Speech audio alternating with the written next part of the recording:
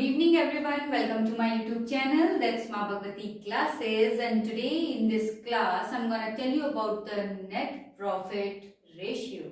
So let's get started.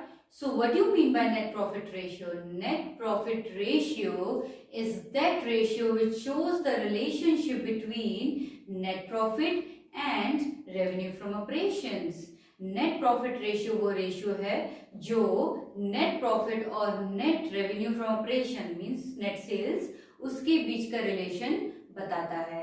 तो आइए इसका मीनिंग लिखते हैं। It shows the relationship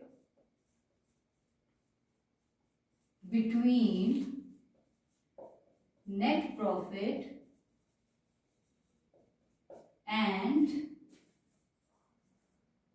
revenue from operation.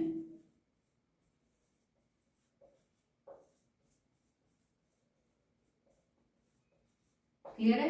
ये है इसका मीनिंग। अगर हम बात करें इसके फॉर्मूला की तो what's the formula of net profit ratio?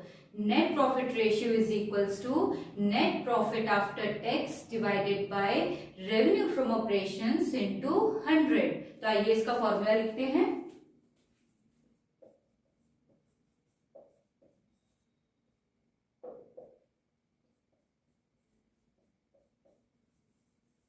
Net profit ratio is equals to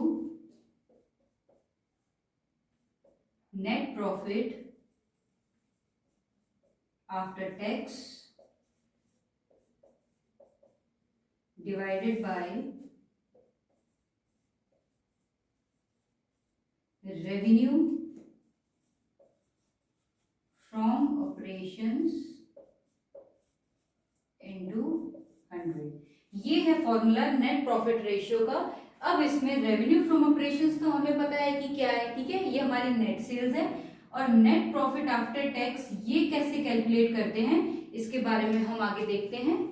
तो जो ये नेट प्रॉफिट आफ्टर टैक्स है ये हम कैसे कैलकुलेट करेंगे? ग्रॉस प्रॉफिट में से माइनस कर देंगे इनडायरेक्ट एक्सपेंसेस एंड लॉसेस को और ऐड कर देंगे अदर इनकम को और माइनस कर देंगे हम टैक्स को। तो इससे हमारा क्या आ जाएगा? Net profit after tax. Next हम बात करते हैं कि जो इनडायरेक्ट एक्सपेंसेस एंड लॉसेस है वो कौन कौन सी हैं। इनडायरेक्ट एक्सपेंसेस एंड लॉसेस की बात करें तो इसमें ऑफिस एक्सपेंसेस आ जाता है, सेलिंग एक्सपेंसेस आ जाता है, interest on long term borrowings आ जाता है और एक्सीडेंटल लॉसेस आ जाता है इसमें। इस तरीके से हम इनडायरेक्ट एक्सपेंसेस एंड लॉसेस निकालते हैं।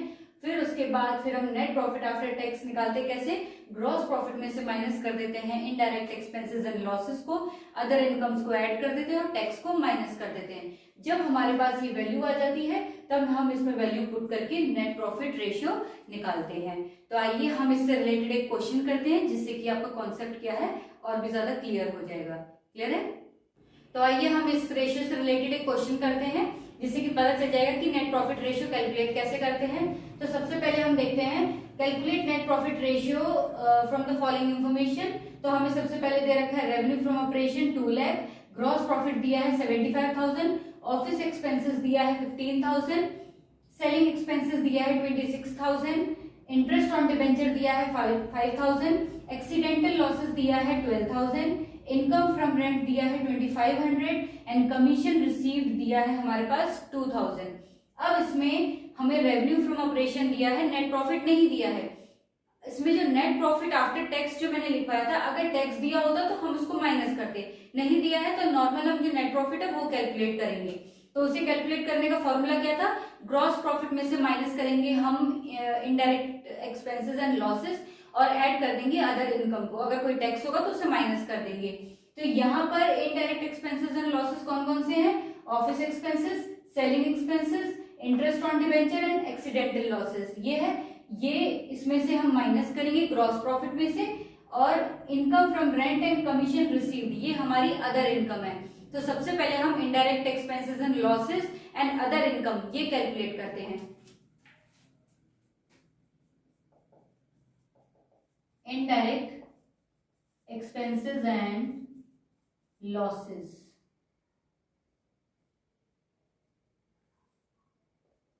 क्या क्या दिया हमारे पास, ऑफिस एक्सपेंसेस दिया हुआ है, ठीक है, फिर सेलिंग एक्सपेंसेस दिया हुआ है, फिर इंटरेस्ट ऑन डिबेंचर दिया हुआ है,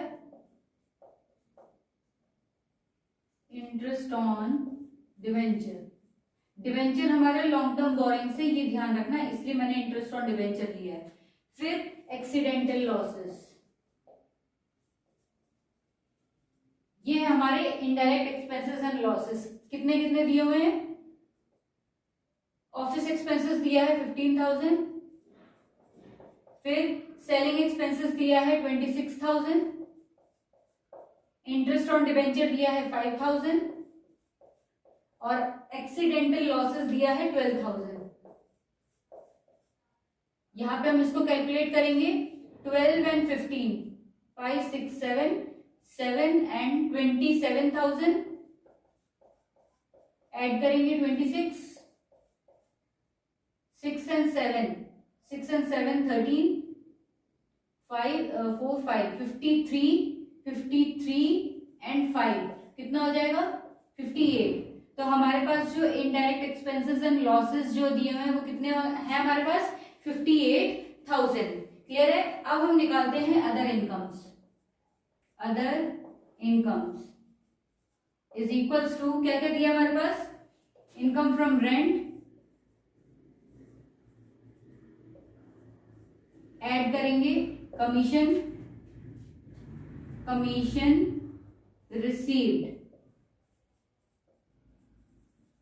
कितना दिया है हमारे पास इनकम फ्रॉम रेंट 2500, ऐड कर देंगे 2000 तो हमारे पास आ जाएगा 4500।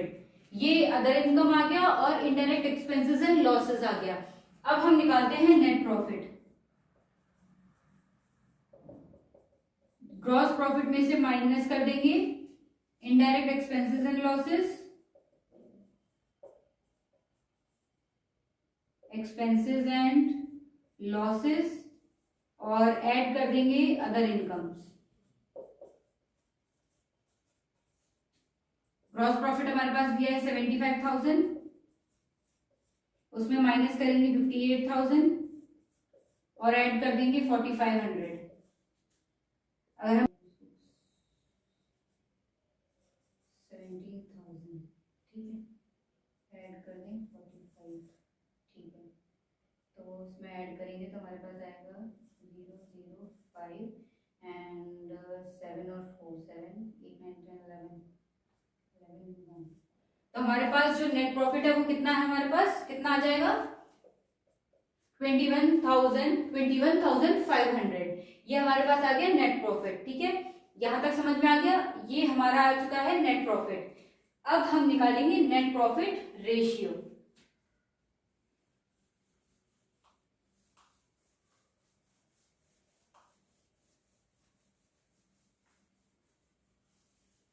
नेट प्रॉफिट रेशियो निकालेंगे हम, तो हमारे पास फॉर्मूला दिया हुआ है, net profit ratio is equals to, net profit कितना दिया हुआ था हमारे पास 21,500 divided by revenue from operation कितना दिया हुआ है 2 लाख इंटू 100। अब इसको कैंसिल करो, यहां से ये कैंसिल हो गया, यहां से ये कैंसिल हो गया। क्लियर है। 5 4 जा 3 जा, ठीक है, हमारे पास ये आ गया। अब इसको सॉल्व कर लो।